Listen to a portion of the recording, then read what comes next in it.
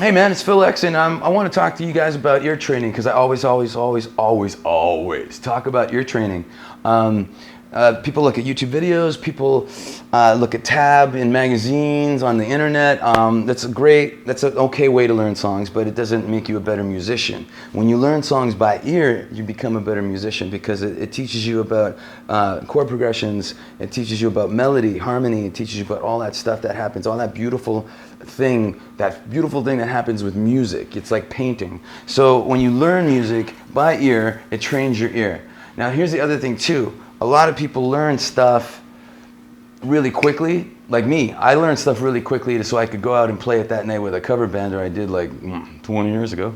But it's funny how you got to really listen to your ear. Because like, I learned, I'll give you an example. Say I learned Fly Like an Eagle by Steve Miller, right?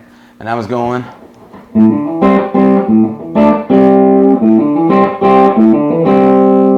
So I heard it on the radio the other day. Radio, what the hell's that? Anyways, heard it on the radio the other day, because I still have one for some reason. And I'm like, man, I've been playing that wrong for 20 years, because it's.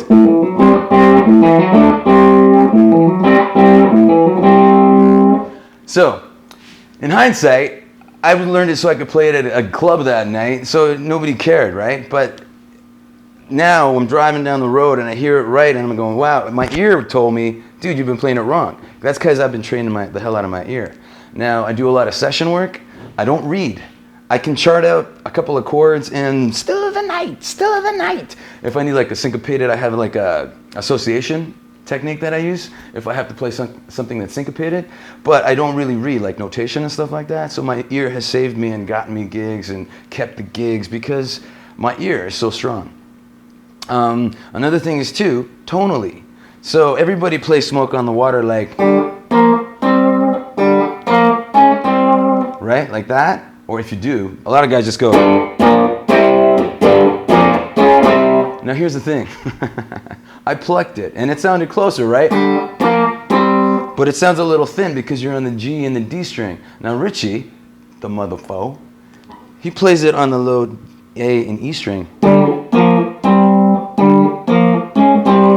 Now if I was jamming a Strat through a Marshall stack, it would sound exactly like Richie because that's how he played it. So that's another thing that you learn with your ear. Wow, that sounds really close, but it's not quite right. And stuff like that happens all the time. So another trick that I've done many times and showed people is Whole Lotta Love, because Jimmy Page was a maestro and master of his thing. And everybody plays Whole Lotta Love, or usually plays Whole Lotta Love, like.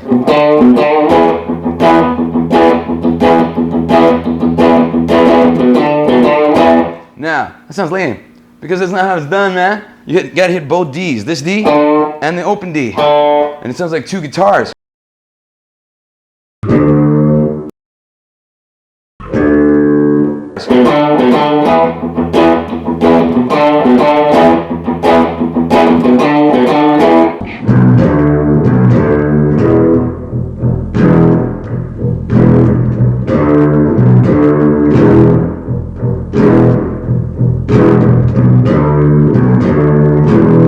That's what I'm talking about. That's ear, baby.